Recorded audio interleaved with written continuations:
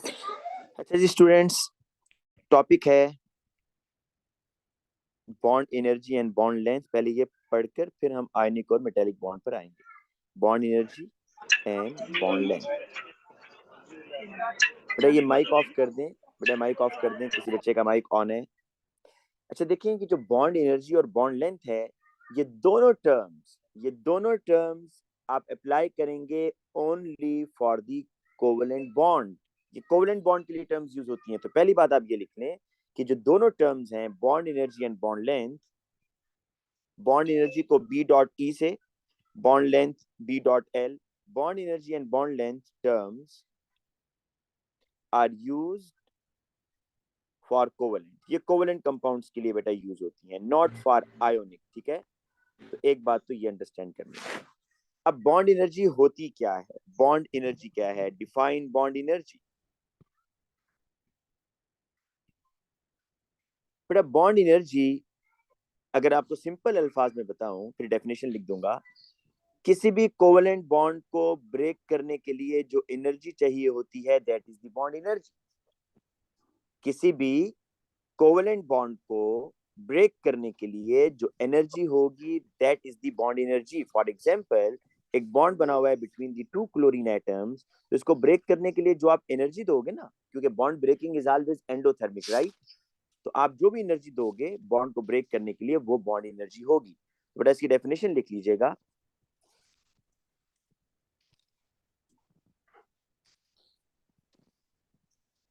Energy required या energy needed to break 1 mole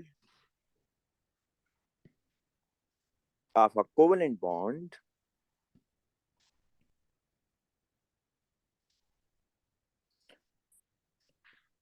to give separated atoms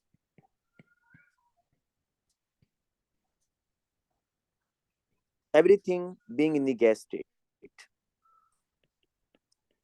everything being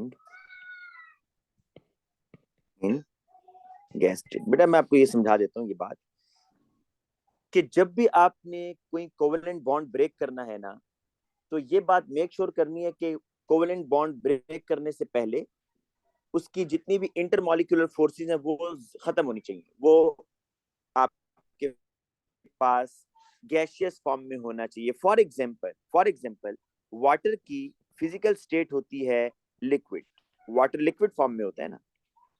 अगर बेटा मैं water के बॉन्ड्स ब्रेक करना चाहता हूँ ना, ये वाले बॉन्ड्स, तो मुझे पहले वाटर को लिक्विड से गैस में लेके जाना होगा, ताकि वो इंटरमॉलिक्यूलर फोर्सेस बीच में इंटरफेयर ना करे ना, ताकि आप जितनी भी एनर्जी दें वो बॉन्ड ब्रेक करने में यूटिलाइज हो।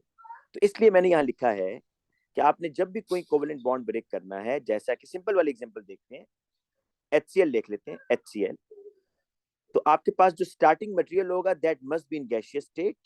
अब देखो आपने HCl का बॉन्ड ब्रेक करना है, तो जो आप एनर्जी यहाँ से प्रोवाइड करोगे वो इनका कोवेलेंट बॉन्ड ब्रेक करेगी, और आपके पास हाइड्रोजन एटम बनेगा गैसियस फॉर्म में, और क्लोरीन एटम बनेगा गैसियस फॉर्म में। तो energy needed to break 1 mole of a covalent bond to give separate atoms, ये तो सेपरेट एटम्स बन गए। ठीक है, और बॉन्ड एनर्जी की जब भी इक्वेशन होगी, तमाम चीजें गैसियस स्टेट में होंगी, जस्ट लाइक आयोनाइजेशन एनर्जी, कि उसमें भी तमाम चीजें गैसियस स्टेट में होती थी।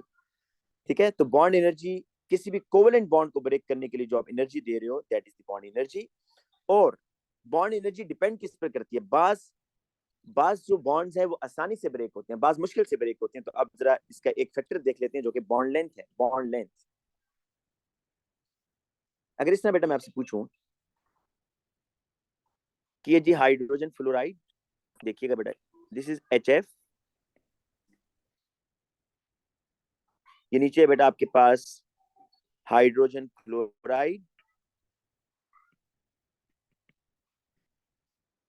उससे नीचे आ जाए बेटा सर HBr।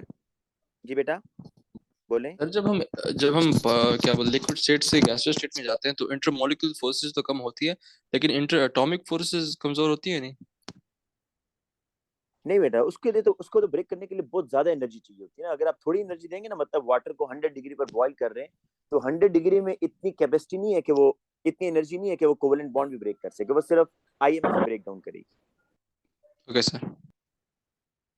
अच्छा बेटा देखो, अब मेरा क्वेश्चन ये है कि HF,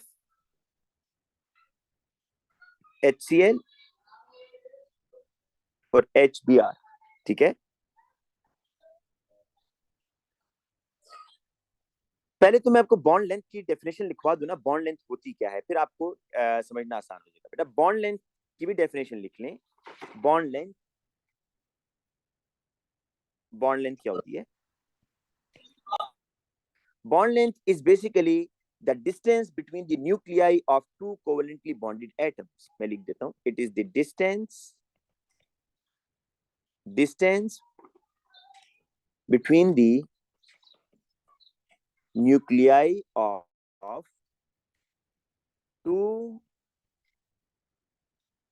covalently bonded atoms। बेटा दो कोवेलेंटली बॉन्डेड एटम्स के न्यूक्लियाई के दरमियान जो डिस्टेंस होगा, that is the bond length. For example ये हाइड्रोजन है ना बेटा, ये देखो ये फ्लोरीन है, तो इनके न्यूक्लियाई के दरमियान जो डिस्टेंस है ये बॉन्ड लेंथ होती है। This is the bond length. इसी तरीके से बेटा ये देखो नीचे HCl, ये बेटा बॉन्ड लेंथ है। This is the bond length. दो बॉन्डेड एटम्स जो होंगे ना कोवेलेंटली बॉन्डेड, उनके न्यूक्लियाई के दरमियान डिस्टेंस, और इसको आप नैनोमीटर में मेजर करते हैं, ठीक है। और नीचे आप देखिए अगर एचबीआर में आपको बॉन्ड लेंथ और ज्यादा मिल रही है बेटा। तो आप मुझे ये बात जरा बताइएगा कि जैसे जैसे बॉन्ड लेंथ बढ़ती है, बॉन्ड लेंथ के बढ़ने से उस बॉन्ड को ब्रेक करना आसान हो जाएगा, मुश्किल हो जाएगा बेटा? ये जरा आसान हो जाएगा बताइए। सर। शाबाश, आसान। रीजन बताओ क्यों? क्योंकि बेटा देखो, देखो न्यूक्लियर ये अट्रैक्शन HBr है ना, तो यहाँ पर ये इलेक्ट्रॉन्स हैं। ब्रोमीन का न्यूक्लियस, शाबाश, ब्रोमीन का न्यूक्लियस जो है ना उसका होल्ड इलेक्ट्रॉन्स पर कम हो रहा है, बॉन्डिंग इलेक्ट्रॉन्स पर अट्रैक्शन कम हो रही है, तो ये आसानी से टूट जाएगा। जबकि HF के अंदर अगर आप देखो, HF के अंदर बेटा अगर आप देखो, तो HF के अंदर जो फ्लोरीन है उसका डिस्टेंस बॉन्डिंग इलेक्ट्रॉन से कम है, तो इसलिए वहां पर स्ट्रॉन्गर अट्रैक्शन होगी और वो मुश्किल से ब्रेक डाउन होगा। तो अब आपको ये बात समझ आ जानी चाहिए कि बॉन्ड लेंथ जितनी शॉर्टर होगी ना, shorter bond length stronger is the covalent bond. देखना जरा, मैं यहाँ एक लिंक बनाता हूँ। Shorter bond length, shorter bond length stronger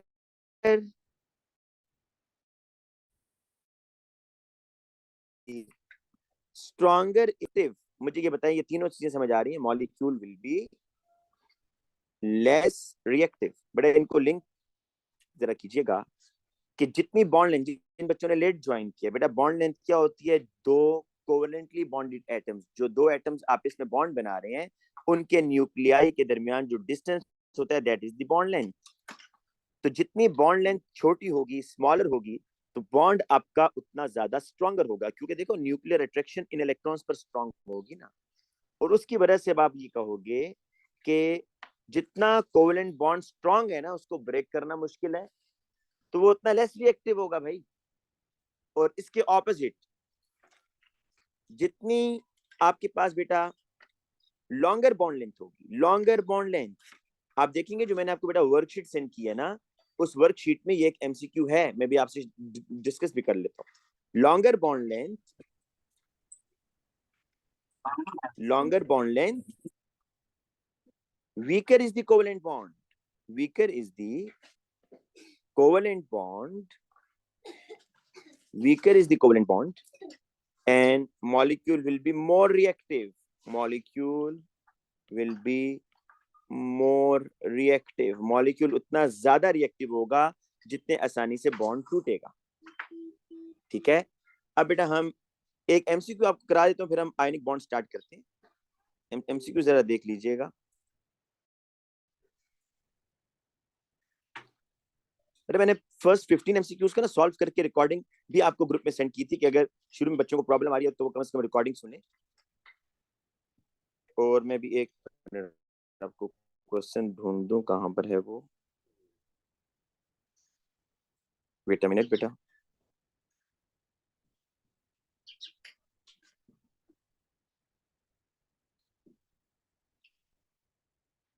wait,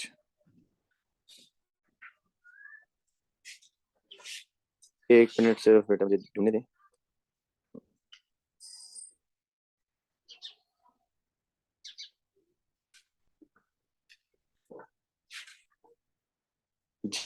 जी, ये आ गया जी question.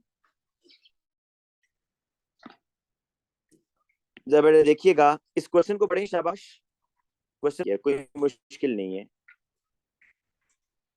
Which bond in structure below has the lowest bond energy, कह रहा है कि सबसे आसानी से कौन सा बॉन्ड ब्रेक होगा। लोएस्ट बॉन्ड एनर्जी मीन जिसमें कम एनर्जी आपको देनी पड़ रही है बॉन्ड ब्रेक करने के लिए।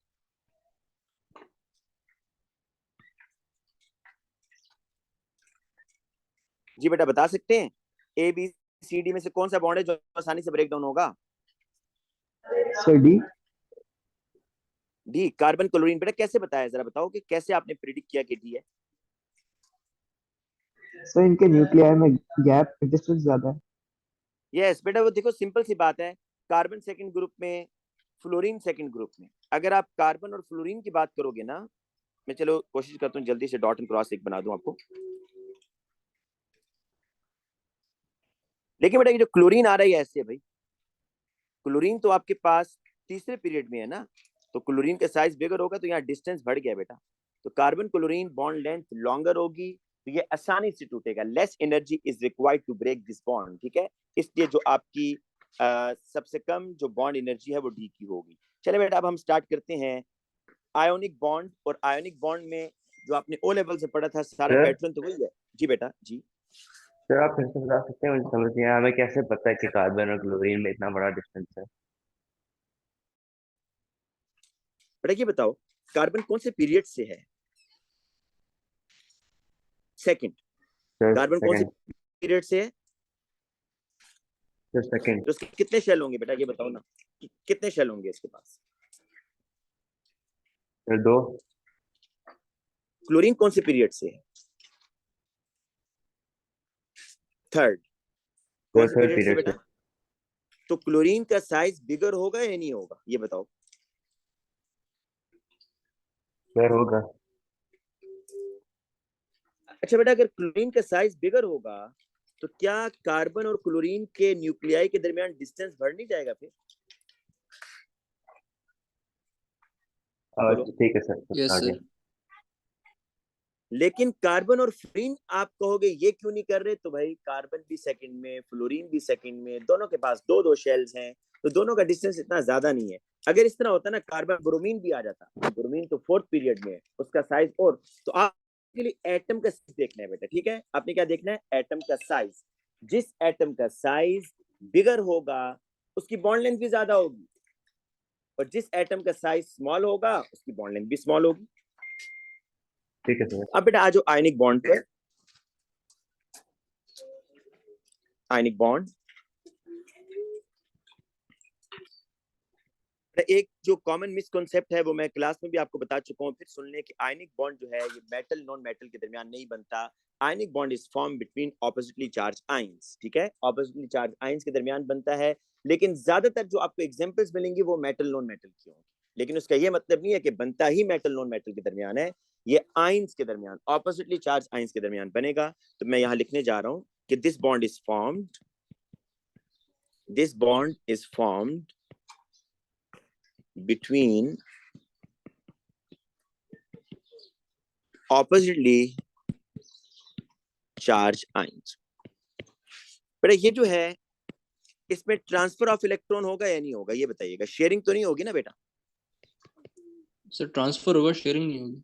शेयरिंग नहीं होगी, ट्रांसफर ऑफ इलेक्ट्रॉन होगा। और आपको बता चुका हूं कि ट्रांसफर ऑफ इलेक्ट्रॉन उस वक्त होता है कि जब दो बॉन्डेड एटम्स के दरमियान इलेक्ट्रोनेगेटिविटी का डिफरेंस बहुत ज्यादा हो जाए। जब दो बॉन्डेड एटम्स के दरमियान इलेक्ट्रोनेगेटिविटी का डिफरेंस बहुत ज्यादा हो जाएगा, then ionic bond is form, ठीक है। तो इसमें हम बेटा एक सिंपल सी पहले एग्जांपल करते हैं। इसमें जो फर्क है ना, जो ओ लेवल्स में आपने पढ़ा और इसमें, यहाँ पर फैक्टर्स भी आएंगे। वो कौन से फैक्टर्स हैं जो आयोनिक बॉन्ड को स्ट्रेंथन करते हैं, और वो कौन से फैक्टर्स हैं जो आयोनिक बॉन्ड को वीकन करते हैं, तो फैक्टर्स भी हमने डिस्कस करने हैं। सर और ये भी देख जी बेटा। सर हमने पढ़ा था कि it's form between metals and non metals, तो इस डेफिनेशन में कोई गलती है? बेटा मेटल नॉन मेटल अगर आप कैम्ब्रिज में एक्सेप्शंस। लिख कर आओगे तो वो गलत करेगा ना, वो गलत करेगा भाई।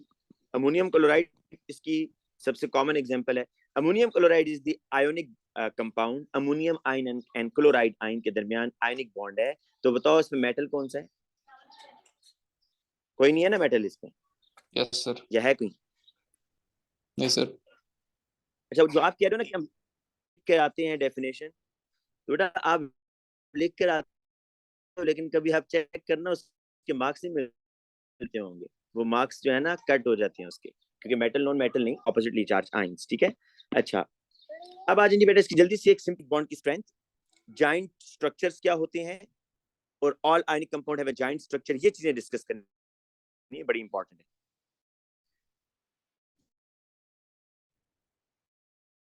सबसे पहले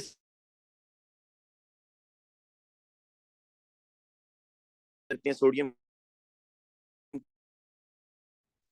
एंड क्लोरीन की यहाँ पे बचपन से पढ़ते आ रहे हैं। Now it has 8 electron in its valence shell, और जो क्लोराइड बन गया है क्लोरीन से, उसके भी आखिरी शेल में 8 इलेक्ट्रॉन आ गए हैं। अब आप इनका डॉट एंड क्रॉस बना लोगे ऐसे कर।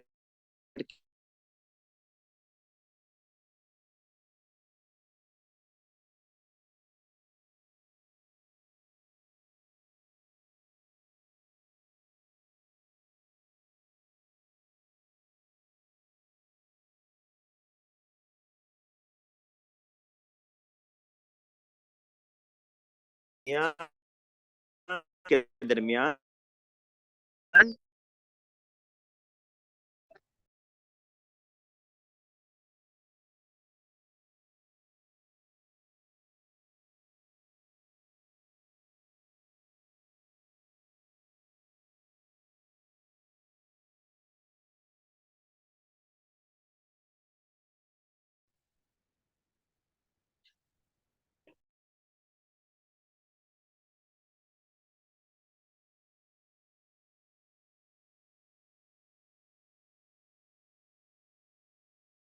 ये बेटा मैं दोबारा स्क्रीन शेयरिंग कर रहा हूँ, वो उसमें नेट चला गया था। 1 मिनट वेट कर ले, मैं दोबारा स्क्रीन शेयरिंग कर रहा हूँ।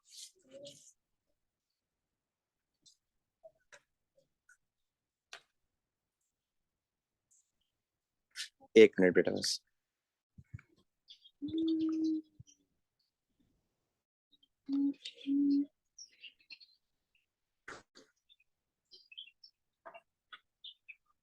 अच्छा,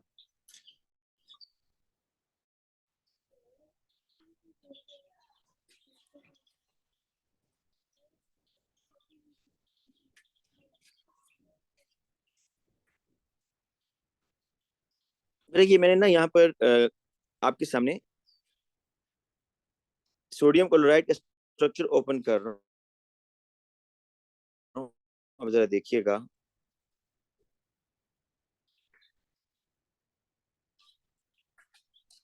मुझे अब ये बताइएगा सिर्फ, सर सोडियम का आखिरी शेल, अरे आप लोग को वैलेंस ये शेल जो है वो खाली बनाएंगे ना? बेटा सोडियम वो तो बनाएंगे नहीं ना, बस सोडियम आयन के पास 2 ही शेल रह जाएंगे फिर। अच्छा बेटा ये बताओ, बेटा ये बात बताओ, ये आपको नजर आ रहा है बेटा स्ट्रक्चर एक?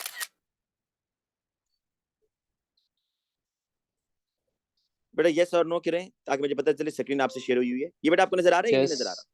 Yes sir. इसमें बेटा ये जो पर्पल है ना, जो पर्पल कलर है ये सोडियम आयन है, और जो ग्रीन कलर है ये क्लोराइड आयन है। बताओ, ये तो एक छोटा सा स्ट्रक्चर है, छोटा सा क्यूबिक स्ट्रक्चर उसने आपको बताया। क्या आप इसके अंदर पार्टिकल्स काउंट कर सकते हो?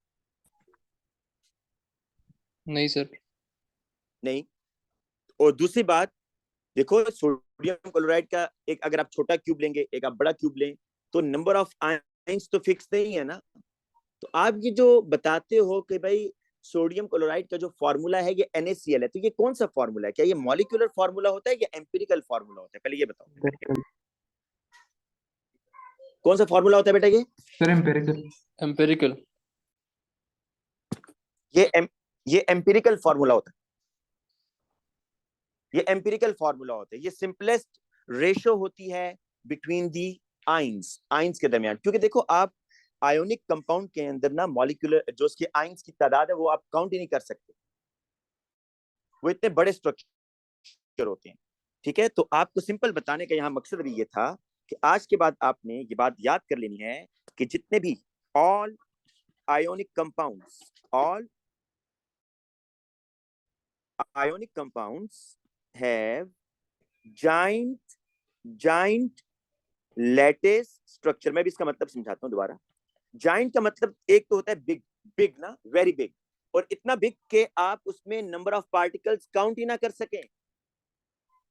जाइंट मीन बिग स्ट्रक्चर, और बिग स्ट्रक्चर से मुराद इतना बिग कि उसमें number of atoms are not fix, number of ions are not fix, fix नहीं है। तो ये जो आप बताते हो सोडियम क्लोराइड NaCl इसका फॉर्मूला है, तो ये जितने भी आयोनिक कंपाउंड होते हैं ये उसके एम्पिरिकल फॉर्मूले, ये रेशो होती है कि अगर एक पॉजिटिव आयन है तो उसको एक ही नेगेटिव आयन सराउंड कर रहा है।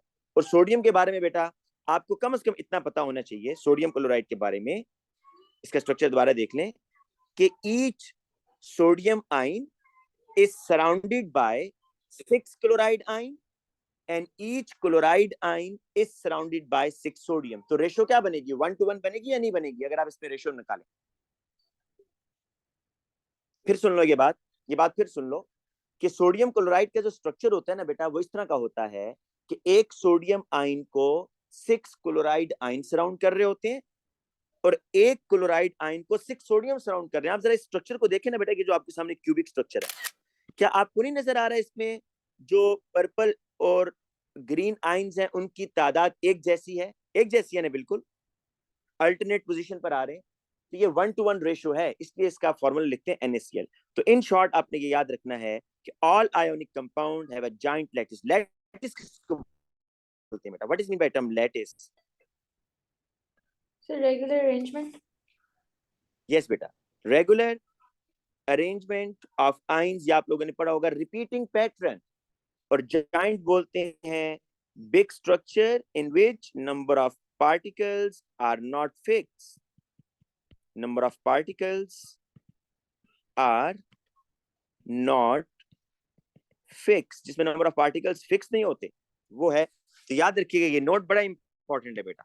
अभी आपको एक क्वेश्चन कराऊंगा उसमें देखें यही चीज आपसे पूछ रहा होगा कि जो आयोनिक कंपाउंड इनके स्ट्रक्चर्स क्या होते हैं। तो आपने लिखा है जाइंट लैटिस स्ट्रक्चर। अच्छा, अब आ जाए बेटा इनकी स्ट्रेंथ के ऊपर, स्ट्रेंथ ऑफ आयोनिक बॉन्ड।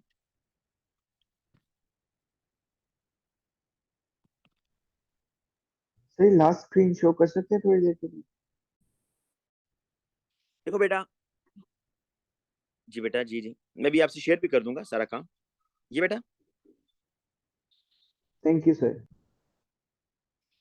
अच्छा जो आयनिक बॉन्ड होता है ना ये इस तरह होता है ना बेटा, ये इस तरह होता है। देखो ये पॉजिटिव आयन, ये नेगेटिव आयन, ये पॉजिटिव आयन, ये नेगेटिव आयन, ये नेगेटिव, ये पॉजिटिव, ये नेगेटिव, ये पॉजिटिव, इस तरह ये अल्टरनेट पोजीशन पर पॉजिटिव नेगेटिव आयन एक दूसरे को अट्रैक्ट कर रहे होते हैं। स्ट्रेंथ ऑफ आयोनिक बॉन्ड जी, मैं इस तरह इसको करता हूं, आपके सामने 3 आयोनिक कंपाउंड्स के स्ट्रक्चर ड्रॉ करता हूं, Na2O, MgO and Al2O3। Strength of ionic bond में ना मैं 2 फैक्टर्स यहां लिख देता हूं ताकि आपको आंसर देने में आसानी। पहला है चार्ज ऑन आयन, दूसरा फैक्टर है size of ion. But 2 factors हैं जो आयनिक बॉन्ड को स्ट्रेंथन करते हैं या वीकन करते हैं। जरा हम देखते हैं पहला factor, charge on the ion.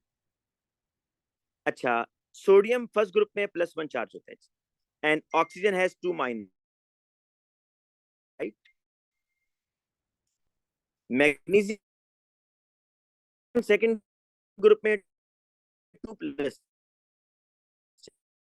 Charge.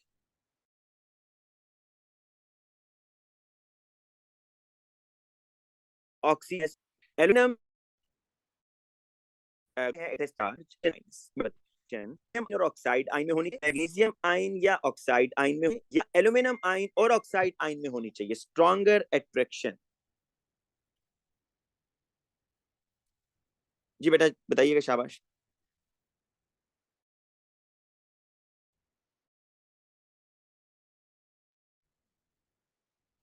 Sir magnesium oxide.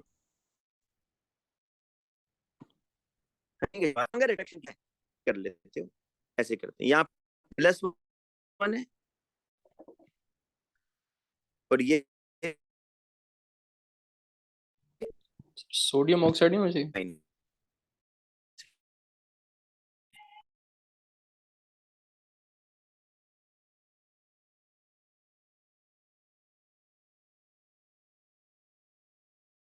Assume एक चले ठीक करके लिख दो एक ही पैटर्न पर, ये -2 है। अब मुझे ये बताओ, यहाँ पर ये अट्रैक्शन आ रही है, राइट? यहाँ पर बेटा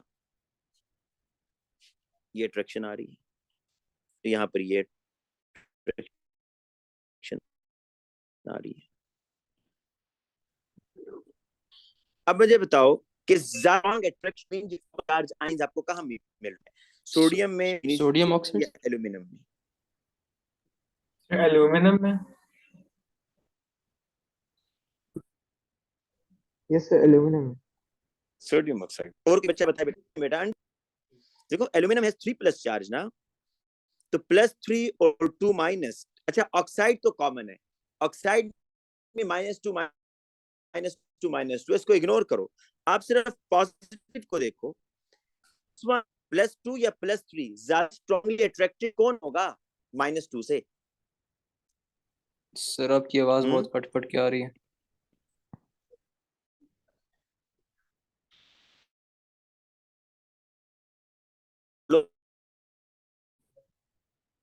चेक कीजिएगा जरा, आप चेक कीजिएगा, अब बेहतर है आवाज?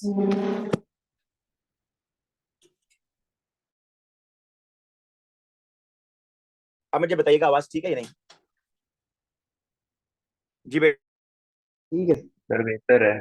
मुझे काइंडली अगर कंफर्म कर दें, आवाज आ रही है अभी, लेकिन अभी ब्रेक हो रही है सर बेटा? आ रही है। सर थोड़ी सी कट रही है, अच्छा आप जरा मुझे लेकिन बताइएगा, अगर बेहतर है। ब्रेक हो रही है तो मुझे बताइएगा बेटा। अच्छा बेटा मैं ये पूछ रहा था, चले मैं इसको बात दोबारा से बताता हूँ, कि मैं स्ट्रेंथ ऑफ आयनिक बॉन्ड की बात कर रहा हूँ, कि आयनिक बॉन्ड की strength.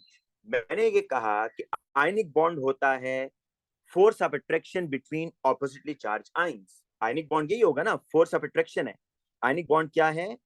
Force of attraction between oppositely charge ions. और जितनी अट्रैक्टिव सर फोर्स आंसर इसका स्ट्रॉन्गर सोडियम होगी, ऑक्साइड है। बेटा बता रहा हूं, जितनी अट्रैक्टिव फोर्स स्ट्रॉन्गर होगी उतना स्ट्रॉन्गर आयनिक बॉन्ड होगा। अब दो फैक्टर्स हैं जो आयनिक बॉन्ड को स्ट्रेंथन करते हैं या वीकन करते हैं, एक है चार्ज ऑन द आयन, दूसरा है साइज ऑफ द आयन। मैंने यहां पर 3 आयनिक कंपाउंड लिखे, sodium oxide, magnesium oxide, aluminium oxide. आप सिर्फ चार्जेस को देखकर डिसाइड करो। देखो ऑक्साइड तीनों में कॉमन है और हर ऑक्साइड के ऊपर 2- चार्ज। अब ये बात देखो कि कहां पर चार्ज ज्यादा है। Sodium has 1+ charge. ऑक्साइड को ज्यादा स्ट्रांगली कौन अट्रैक्ट करेगा? क्या सोडियम आयन ऑक्साइड को ज्यादा स्ट्रांग खींचेगा, मैग्नीशियम आयन ज्यादा स्ट्रांगली अट्रैक्ट करेगा, या एल्यूमिनियम ऑक्साइड ज्यादा स्ट्रांगली अट्रैक्ट करेगा? ये बताओ शाबाश। Sir aluminium. जी बेटा बताइएगा शाबाश। जी लेकिन जो बच्चे सोडियम कह रहे हैं मुझे उनकी बात समझ नहीं आ रही, वो सोडियम क्यों कह रहे हैं भाई? सोडियम के ऊपर तो 1+ चार्ज है बेटा। 1+, यहाँ 2+ का मतलब है कि अट्रैक्शन डबल हो रही है। 3+ का मतलब है कि अट्रैक्शन सोडियम ऑक्साइड के मुकाबले में। जी बेटा।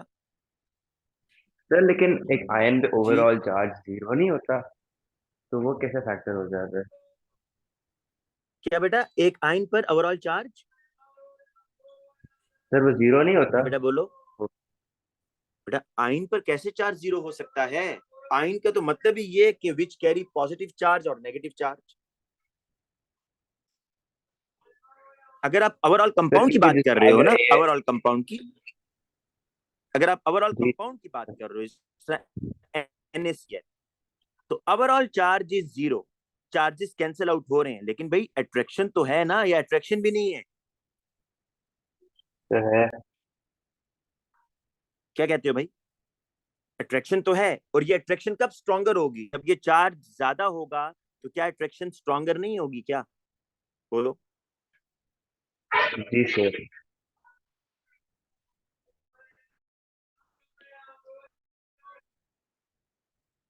अच्छा मुझे ये बताओ, एक मिनट, यहाँ प्लस प्लस और माइनस, कहाँ अट्रैक्शन स्ट्रॉन्गर होगी? ए चलो इस तरह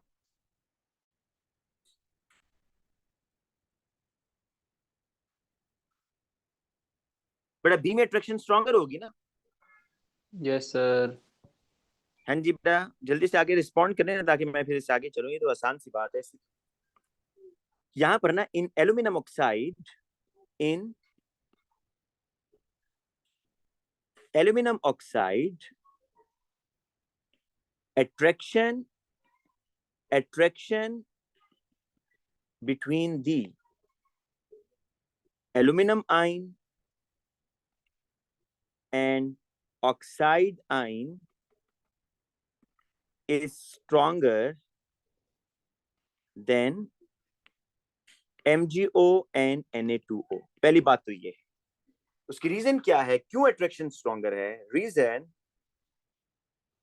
aluminium ion has more charge, aluminium ion has more charge. बेटा इसके पास चार्ज ज्यादा है, तो जितना चार्ज ज्यादा होगा उतनी अट्रैक्शन भी ज्यादा होगी।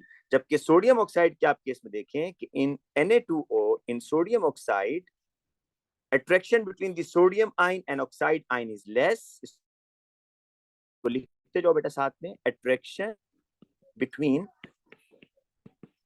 sodium ion and oxide ion is weaker as sodium ion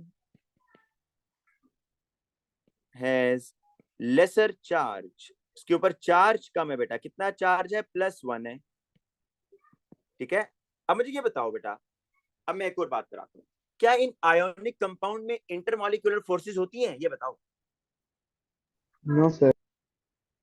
तो अगर मैंने इन आयोनिक कंपाउंड को मेल्ट करना है बेटा, अगर मैंने इन आयोनिक कंपाउंड को मेल्ट करना है, तो मुझे किस फोर्स को ब्रेक करना होगा? इन आयोनिक जो आयंस के बीच में फोर्स। इलेक्ट्रोस्टैटिक। जी, उसका नाम बता दो, कहीं बच्चा नाम बता दे।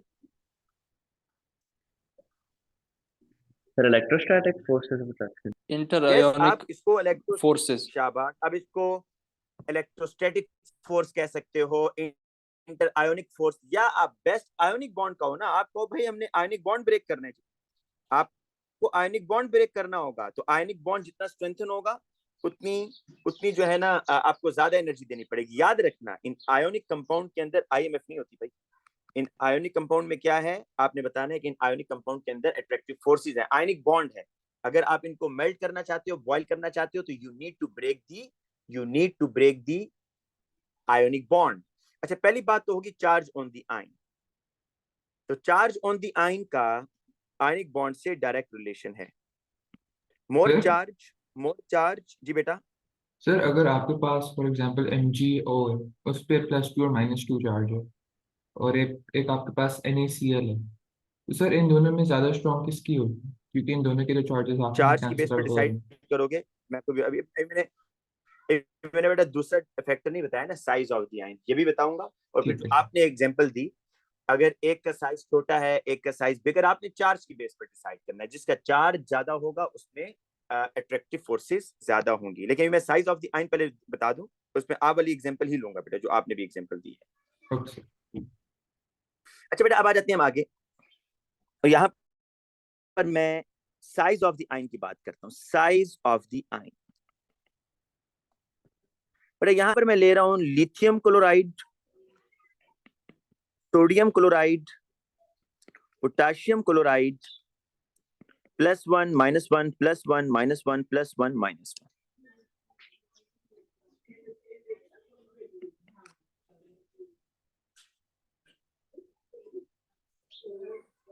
ये जी lithium chloride.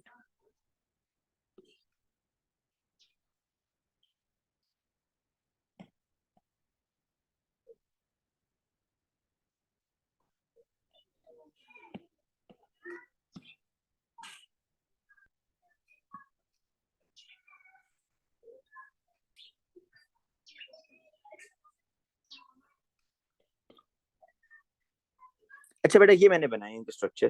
This is lithium, this is sodium, this is potassium. अभी इससे पहले सिर्फ समझ लें, फिर मैं आपको लिखवा दूंगा। ये बताओ कि बेटा यहाँ पर देखो, डिस्टेंस मैटर करता है। आयंस के दरमियान अट्रैक्शन जो है ना, वो वीकर हो जाती है अगर डिस्टेंस बढ़ जाए। तो अट्रैक्शंस को कंट्रोल कौन करता है? डिस्टेंस। डिस्टेंस अट्रैक्शन को कंट्रोल करता है।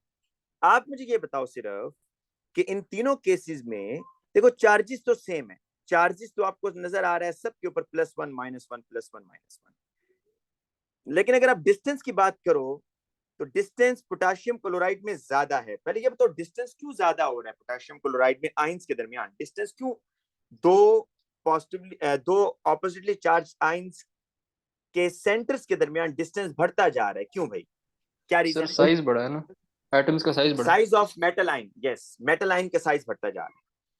ये बताओ अट्रैक्शन स्ट्रॉन्गर होगी या वीकर होगी जब आप टॉप टू बॉटम आएंगे? Lithium chloride, sodium chloride, potassium chloride, attraction क्या होगी भाई? कम होगी सर, स्ट्रॉन्गर या वीकर? कम हो जाएगी। तो वीकर। इसका मतलब ये हुआ, यस, इसका मतलब ये हुआ कि attractions are controlled by the distances between the centers of oppositely charged ions.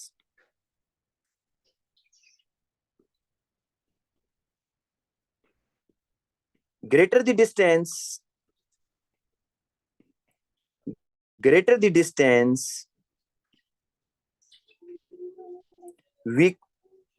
weaker is the attraction, मतलब weaker is the ionic bond। आप दूसरे अल्फाज में कह सकते हैं कि weaker ionic bond होगा। तो बेटा अगर मुझे इन तीनों को मेल्ट करना पड़ जाए, lithium chloride, sodium chloride and potassium chloride, तो इन तीनों में से कौन आसानी से मेल्ट होगा? KCl।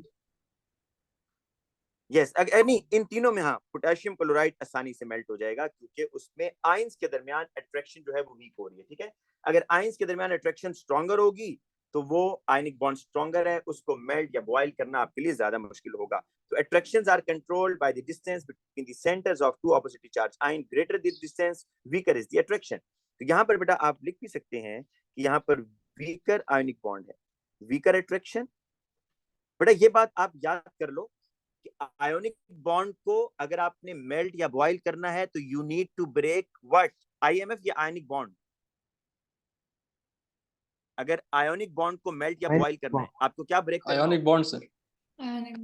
शाबाश। और अगर आपने सिंपल कोवेलेंट मॉलिक्यूल्स को, मतलब वाटर को, अमोनिया को बॉयल करना होगा तो आपको आईएमएफ ब्रेक करनी होती है। तो कोवेलेंट कंपाउंड्स के लिए आईएमएफ है, लेकिन आयोनिक कंपाउंड के लिए यू नीड टू, यही रीजन है बेटा कि आयोनिक कंपाउंड के melting point, boiling point high है ना। आप देखते हैं सोडियम क्लोराइड आसानी से तो बॉयल नहीं होता, आसानी से मेल्ट भी नहीं होता। कभी नहीं आपने देखा होगा रूम में आपने NaCl रखा तो वो बॉयल हो रहा है या मेल्ट हो रहा है, क्योंकि उसमें अट्रैक्टिव फोर्सेस आर स्ट्रॉन्गर और आयनिक बॉन्ड को ब्रेक करने के लिए ज्यादा एनर्जी चाहिए होती है। अब बेटा मैं ऐसा करता हूँ, इन दोनों फैक्टर्स को कंबाइन करके बताता हूँ।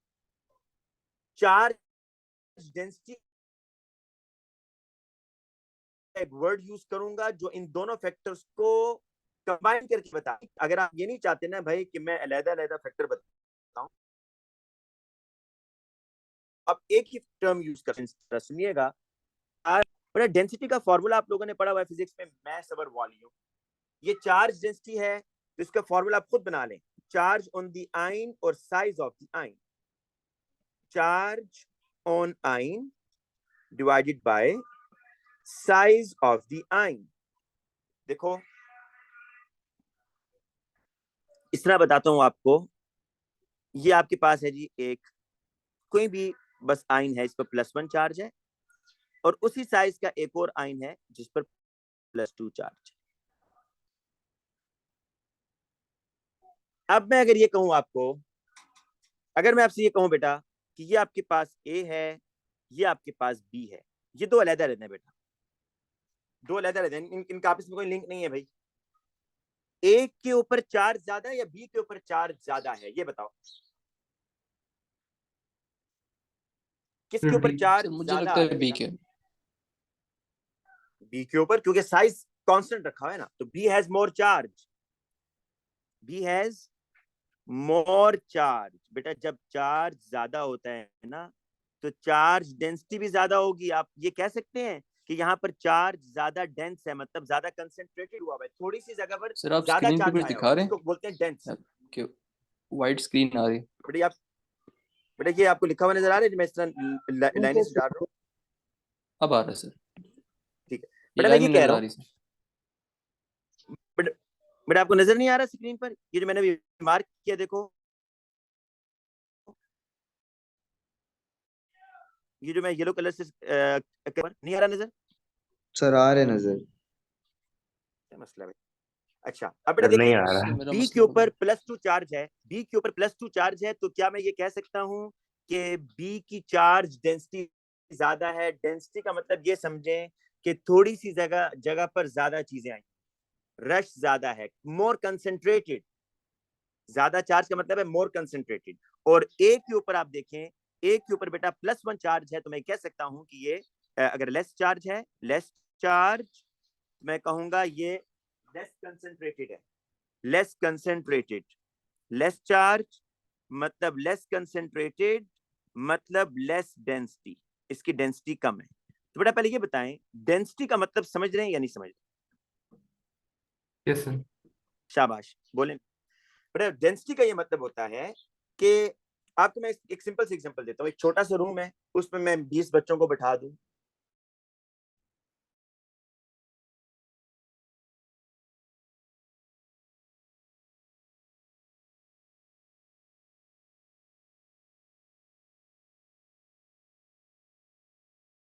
बड़े हॉल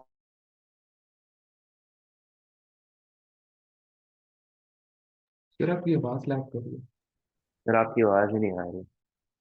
सर आपकी आवाज आ ही नहीं रही।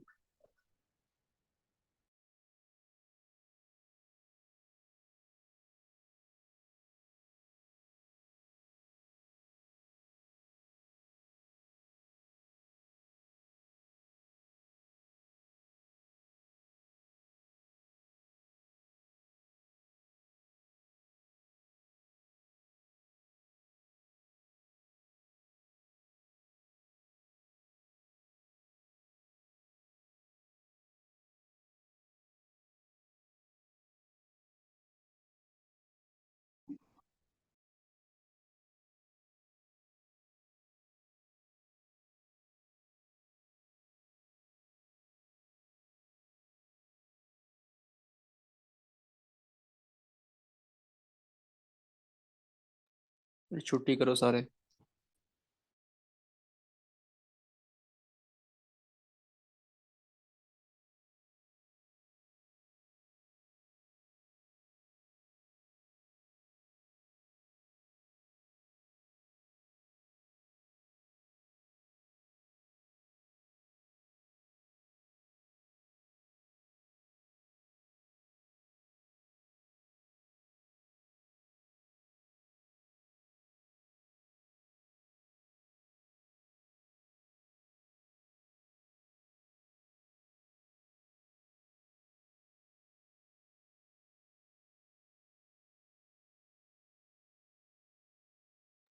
सर माइक ऑन नहीं है आपका शायद।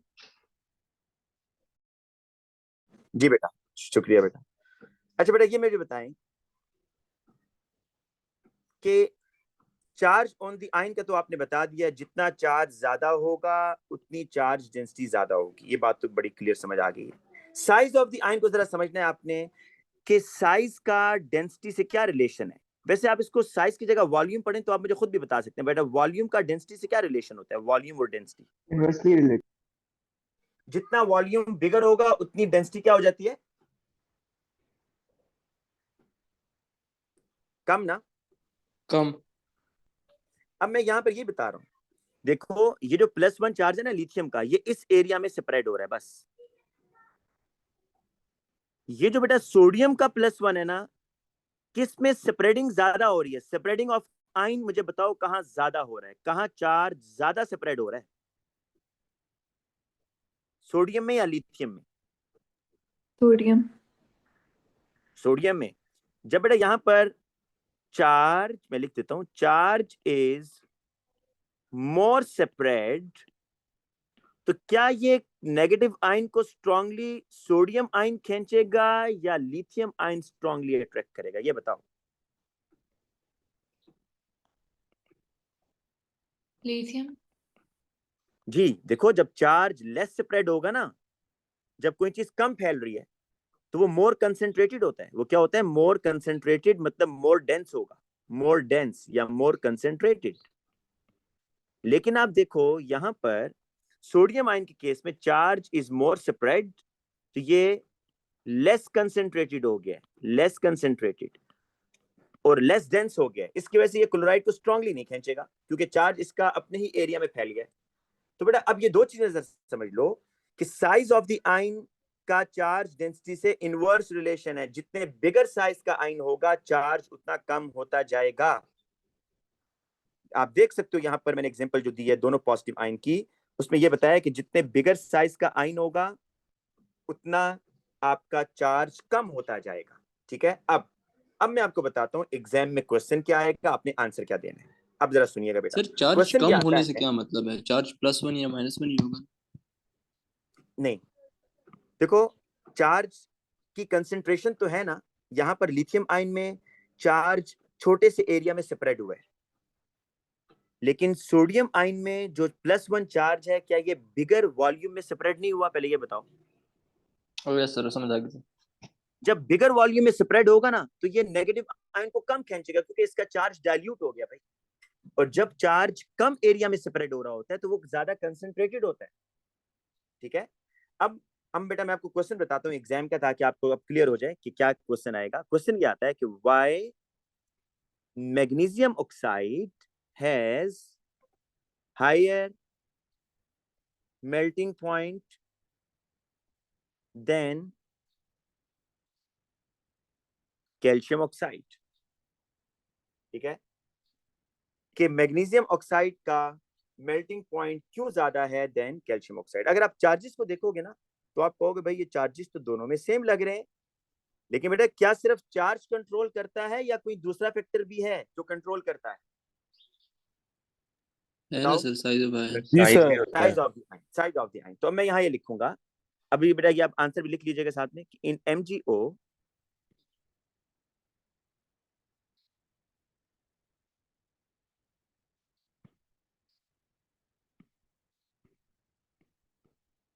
Magnesium oxide has higher melting point because magnesium ion has more charge density. अच्छा मैंने ये लिख दिया इसके पास चार्ज डेंसिटी ज्यादा है। अब जैसे ही मैं चार्ज डेंसिटी का वर्ड लिखूंगा ना बेटा, आपके जहन में ये फॉर्मूला आ जाना चाहिए भाई। कौन सा? कि चार्ज डेंसिटी होता है charge on the ion divided by size of the ion. ये फॉर्मूला फौरन आपके जहन में आना चाहिए जैसे ही आपने ये क्वेश्चन एक्सप्लेन करना है। अब मैंने लिखा कि magnesium ion has more charge density, तो आप देख रहे हो चार्ज दोनों पर सेम है, तो इसको भूल जाओ, साइज से रिलेट करो। Magnesium ion has more charge density, क्यों भाई? इसको जस्टिफाई करो। because magnesium ion has smaller ionic size। Smaller ionic size है ना as compare to calcium. Calcium के मुकाबले में मैग्नीशियम आयन का स्मॉल आयनिक साइज है, तो मैग्नीशियम आयन है smaller ionic size, so it will attract the oxide ion more strongly। ये बेटा ऑक्साइड आयन को मोर स्ट्रांगली अट्रैक्ट करेगा, इसलिए इसका melting point boiling point high है। इसी तरीके से बेटा अब मैं एक और चीज पूछता हूं आपसे। ये तो एक क्वेश्चन इस तरह का देते हैं, ये 2-2 मार्क्स से बेटा क्वेश्चन आते हैं। जब भी इस तरह का क्वेश्चन आए मैं आपको कहता हूं आप ये फॉर्मूला याद कर लो, इस फॉर्मूले से आपको बड़े आसानी से समझ आती जाएगी। इसका मैं एक आखिरी रिलेशन भी बता देता हूं। अच्छा, मोर, मैं ये एक रिलेशन बना रहा हूं। अगर स्ट्रॉन्गर अट्रैक्टिव फोर्सेस है ना बेटा, अगर स्ट्रॉन्गर अट्रैक्टिव फोर्सेस हैं बिटवीन आइंस, इसका मतलब ये होगा मोर चार्ज डेंसिटी है। इसका मतलब क्या होगा? मोर चार्ज डेंसिटी। और मोर चार्ज डेंसिटी किन चीज पे डिपेंड करती है? 2 चीजों पर, एक चार्ज ऑन आइन पर और एक साइज ऑफ आइन पर। बस ये याद कर, ये आखिर में जो समरी है इसकी, कि stronger attraction between the oppositely charge ions अगर है तो इट मींस चार्ज डेंसिटी ज्यादा है, और अगर चार्ज डेंसिटी ज्यादा है इट मींस या आयन के ऊपर चार्ज ज्यादा होगा या size of the ion smaller होगा। अब लास्ट उसके बाद में आपको मेटालिक बॉन्ड बेटा बिल्कुल यही है, डिटो कॉपी है, कोई फर्क नहीं है उसमें, सिर्फ डेफिनेशन है उसकी। तो बस 10 मिनट में क्लास इंशाल्लाह हम खत्म कर देंगे, ठीक है। ये मुझे बता दो अब। एक सेकंड पीछे करेंगे सर। जी बेटा ये लें, ये मैं भी आपको सेंड करूंगा बेटा, ये जो पूरी फाइल है ना आपको पीडीएफ में सेंड कर दूंगा। ठीक है सर, थैंक यू। बस एक चीज बेटा मुझे बता दो, Na2O और ये तो बल्कि हो गया है। अच्छा मोस्टली ना वो MgO का ही कंपैरिजन आपसे करवाता है, MgO का कभी कंपैरिजन करवाएगा। अच्छा MgO और Al2O3 जल्दी से बता दो बस, हाई किसका, कोई बच्चा जुबानी आंसर दे दे बेटा ताकि Al2O3 Al2O3 का मेल्टिंग पॉइंट बॉइलिंग पॉइंट क्या होगा higher ज्यादा होगा मेरा सर। रीजन बताओ जल्दी से। सर क्योंकि Al2 की चार्ज ज्यादा है। शाबाश, आप सर कहेंगे कि ionic bond aluminium has, stronger. अच्छा इसमें दो तरीकों से आंसर दे सकते हैं। एक तो है कि आप दोनों फैक्टर को अलग-अलग एक्सप्लेन करो, चार्ज ऑन आयन को अलग एक्सप्लेन करो, साइज को अलग करो। लेकिन अच्छा नहीं आप चार्ज डेंसिटी की बेस पर एक्सप्लेन कर दो, इस तरह कहो कि इन aluminium oxide aluminium ion has more charge density, फिर आगे रीजन बताओ कि इट हैज मोर चार्ज। इस तरह से ही नहीं है बेटा कि aluminium oxide has higher melting point, boiling point, then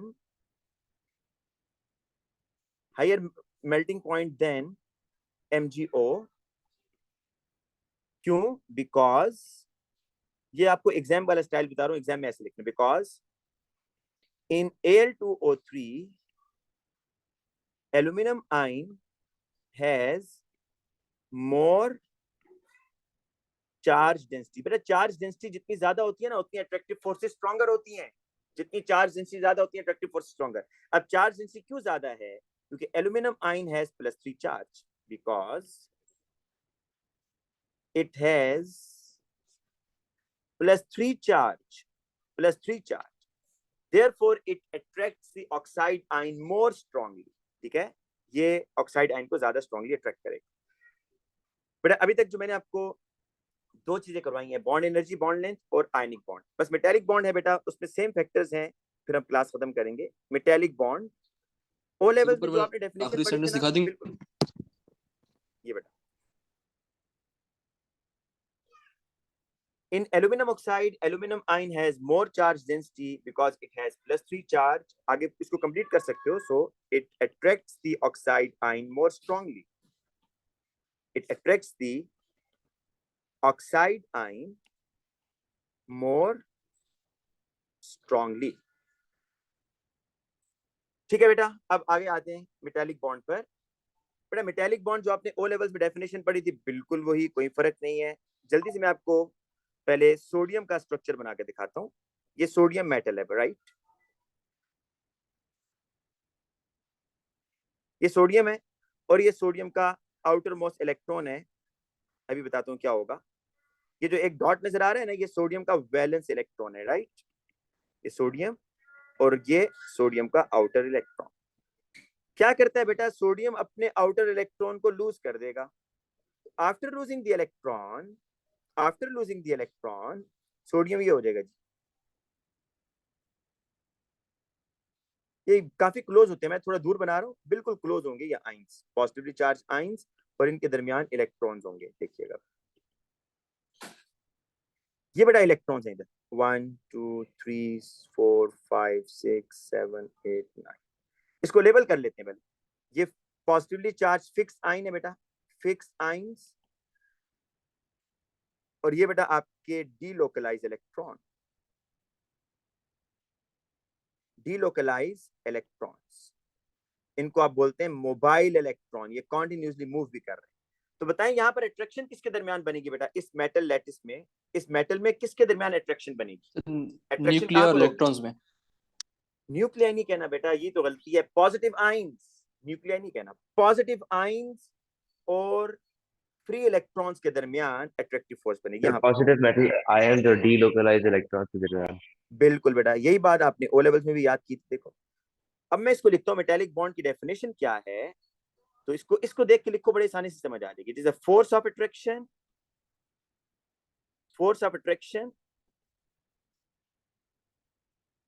which is present between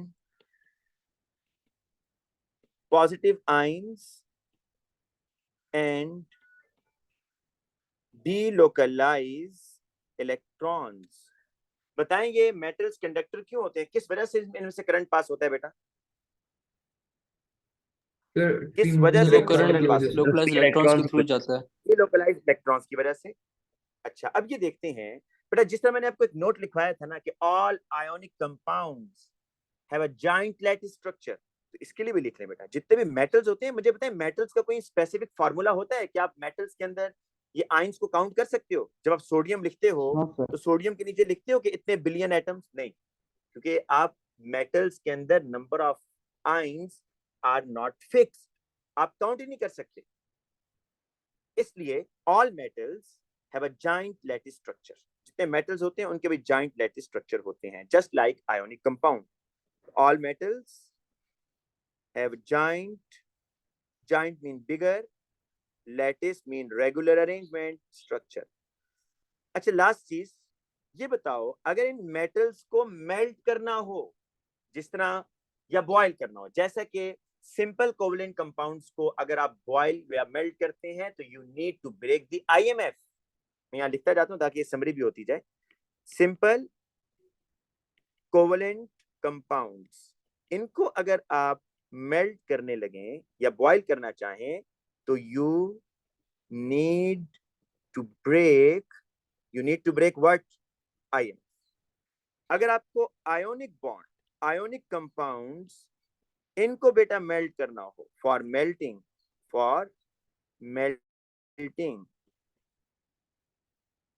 तो यू नीड टू ब्रेक क्या बेटा, क्या ब्रेक करना होगा फॉर आयोनिक कंपाउंड? बोलो। आयोनिक बॉन्ड या इलेक्ट्रोस्टैटिक फोर्स। आयोनिक बॉन्ड, शाबाश, आयोनिक बॉन्ड या electrostatic force. And in metals, अगर आपको मेटल्स को मेल्ट करना है तो क्या ब्रेक करना होगा बेटा, अगर मेटल्स को मेल्ट करना है? बोलो। Sir metallic bond. Metallic bond break करना है बेटा, you need to break the metallic bond, you need to break the metallic.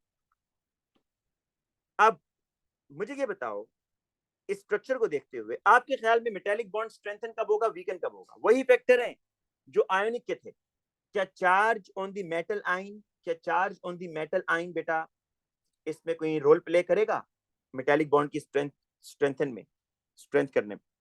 Yes sir. Yes. तो मैं भी आपको 3 मेटल्स ड्रॉ करके देता हूं, आप खुद डिसाइड कर लीजिएगा किसका मेल्टिंग पॉइंट ज्यादा है। यह है जी सोडियम +1 +1 +1 +1 +1 +1। आप खुद देखिएगा बेटा, ये सोडियम है। अब मैं ड्रॉ कर रहा हूं जी सेकंड वन, मैग्नीशियम। बताओ Mg के ऊपर चार्ज क्या होता है बेटा? Mg पर क्या चार्ज होता है? 2 प्लस ना? +2 सर। यस, 2 इलेक्ट्रॉन लूज करेगा, 2 इलेक्ट्रॉन लूज करेगा भाई Mg। 1 2, each magnesium will lose 2 electron. ये आपके पास Mg मेटल है।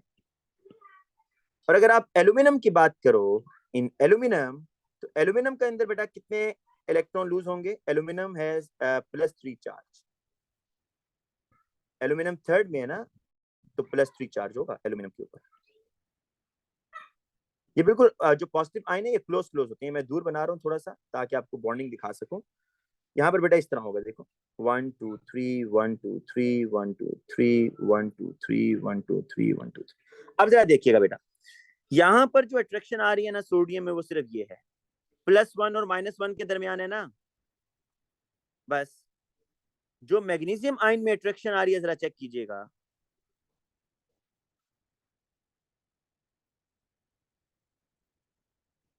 बेटा क्या अट्रैक्शन डबल हो रही है या नहीं हो रही है, बताएं। सोडियम और मैग्नीशियम दोनों को देखें और बताएं क्या यस अट्रैक्शन डबल सर। हो रही है या नहीं हो रही? हो रही है ना। तो आपके ख्याल में स्ट्रॉन्गर मेटेलिक बॉन्ड किस में होगा, सोडियम में या मैग्नीशियम में? मैग्नीशियम। Magnesium sir. लेकिन अगर आप एल्यूमिनियम को देखो, एल्यूमिनियम के पास वही अट्रैक्शन 3 टाइम्स नहीं हो रही क्या? बोलो, बड़ा ये हाँ अट्रैक्शन सर। 3 टाइम्स होगी। तो यहाँ पर जो मेटेलिक बॉन्ड होगा वो सबसे स्ट्रांग होगा। तो ये तो बड़ा कॉमन क्वेश्चन है पास पेपर का, कि बताएं जी कि एल्यूमिनियम का मेल्टिंग पॉइंट क्यों हाई है। पहले मैं आपको फैक्टर्स बताता हूँ ना। 3 फैक्टर्स हैं यहाँ पर, 3 factors which control the strength of metallic bond. First factor is charge on the ion. बड़ा बताओ, जितना चार्ज ज्यादा होगा, मतलब सोडियम पर था +1, मैग्नीशियम पर था +2, एल्यूमिनियम पर था +3, जितना चार्ज ज्यादा होगा उतनी मेटेलिक बॉन्ड क्या होगी, स्ट्रॉन्गर या वीकर? बोलो। स्ट्रॉन्गर। हाँ जी बेटा, शाबाश, बोले ना आप लोग। जितना चार्ज ज्यादा होगा आयन पर उतना मेटेलिक बॉन्ड स्ट्रॉन्गर होगा, वीकर होगा? स्ट्रॉन्गर। तो स्ट्रॉन्गर स्ट्रॉन्गर होगा। होगा, पहला factor charge on the ion. दूसरा फैक्टर जरा आप लोग गेस करें, क्या होना चाहिए दूसरा factor? Size of the ion नहीं होना चाहिए क्या? साइज। साइज ऑफ, हाँ हाँ सर। Size of ion. बेटा ये बताओ, छोटे साइज के आयन इलेक्ट्रॉन को स्ट्रांगली अट्रैक्ट करेंगे या बिगर साइज? छोटे साइज के।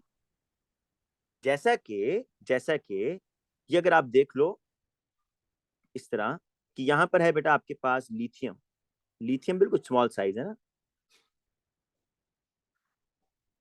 लिथियम है ये +1 +1 +1 +1, बस मैं और नहीं बना रहा ये। और नीचे है जी सोडियम, ये ऊपर वाला लिथियम है, नीचे वाला सोडियम है। सोडियम का साइज थोड़ा बिगर है। तो ये बताओ बेटा कि ये अट्रैक्शन क्या यहां स्ट्रांग होगी बिगर साइज के आयन में या स्मॉल साइज के आयन? स्मॉल साइज के आयन में ना, है ना? Yes sir. तो इसलिए size of the ion is inversely proportional to metallic bond. जितना साइज आपका छोटा होगा मेटेलिक बॉन्ड उतना स्ट्रेंथन होगा। और इन दोनों फैक्टर्स को मिलाकर आप एक वर्ड यूज कर सकते हो, चार्ज डेंसिटी का। थर्ड फैक्टर है लास्ट फैक्टर, वो बता दें। वो आयनिक बॉन्ड में नहीं है, वो यहाँ पर है। तीसरा फैक्टर आयनिक बॉन्ड में नहीं था, यहाँ पर है। वो आपके ख्याल में क्या होगा भाई? Delocalise electrons, number of delocalise electron. ये बताओ डीलोकलाइज इलेक्ट्रॉन किसके पास ज्यादा है? Aluminium sir. यस। तो जितने डीलोकलाइज इलेक्ट्रॉन ज्यादा होंगे बेटा उतना आपका मेटेलिक बॉन्ड स्ट्रेंथन होगा। और आपको बताऊं उतनी कंडक्टिविटी भी बढ़ती है। अगर आप इन तीनों में देखो ना, तो number of delocalise electron sodium के 1 हैं, मैग्नीशियम के 2 हैं, एल्यूमिनियम के 3 हैं। तो डीलोकलाइज इलेक्ट्रॉन ज्यादा होने से एक तो मेटेलिक बॉन्ड स्ट्रेंथन हो रहा है, दूसरे कंडक्टिविटी भी बढ़ती है। एल्यूमिनियम इन दोनों से ज्यादा अच्छा कंडक्टर है। बेटा जल्दी से कोई बच्चा बस ये बता दे, हमारा टॉपिक खत्म हो गया, कि आयनिक इसका मेटेलिक बॉन्ड का बता दे कि डाउन द ग्रुप। ये एक क्वेश्चन मैं कर रहा हूँ, ये बता दे कि मैं लिथियम, सोडियम, पोटाशियम, रुबिडियम, बताएं जी मेल्टिंग पॉइंट, बॉइलिंग पॉइंट का ट्रेंड क्या होगा डाउन द ग्रुप? सर शाबाश। डिक्रीज होगा। सर क्यों डिक्रीज। डिक्रीज होगा बेटा? रीजन बताएं। क्योंकि साइज क्या पर ऑफ चार्ज साइज सेम नहीं इंक्रीज हो है? रहा है। अच्छा, क्या चार्ज और डीलोकलाइज इलेक्ट्रॉन का रोल होगा इसमें? नो सर, आपका चार्ट सेम। सर सेम ही है। चार्ज भी सेम, डीलोकलाइज इलेक्ट्रॉन भी सेम, लेकिन साइज डाउन द ग्रुप बढ़ता जा रहा है। और आपको बताया था सर कि फोर्सेज है साइज ना। ऑफ द आयन, हाँ, और मेटेलिक बॉन्ड में इनवर्स रिलेशन होता है। बट आपने इस तरह करना है कि अब इसके मैं आपको ना कुछ एमसीक्यूज आज भेज दूंगा, ठीक है? वो भी आप सॉल्व कीजिएगा। वो भी आपने मुझे कल सबमिट करवाने हैं, तो भी आप लोग बैठेंगे आराम से इन जी नोट्स जी को बिल्कुल दोबारा, सर। इनको आपने बेटा रिवाइज करना है। और कुछ एमसीक्यूज आपको आयनिक बॉन्ड के, मेटेलिक बॉन्ड के भी सेंड करता हूँ। तो टोटल आपके तकरीबन 50 एमसीक्यूज बन जाएंगे जो आपने मुझे कल चेक करवाने हैं, ठीक है जी? तो आज के लिए बेटा इतना काफी है। अल्लाह हाफिज।